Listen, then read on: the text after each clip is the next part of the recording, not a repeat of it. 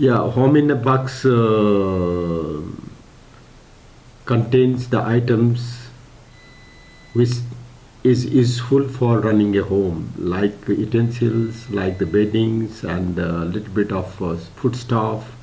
Uh, with our experience in other countries, when we dealt with emergencies, we found that this home in box concept is very useful for the quick relief of restarting the life of the affected families. So that is why we did it in Nepal, and particularly in Nepal we are distributing this home in box to those families who needed some item immediately, and we are distributing this home in box to those families who are building houses for them. About 300 of the families we intend to distribute the home in box after the construction of the house. But if the construction of the house is delayed, maybe we will have to distribute it before that, and so that they can use it even in their temporary houses.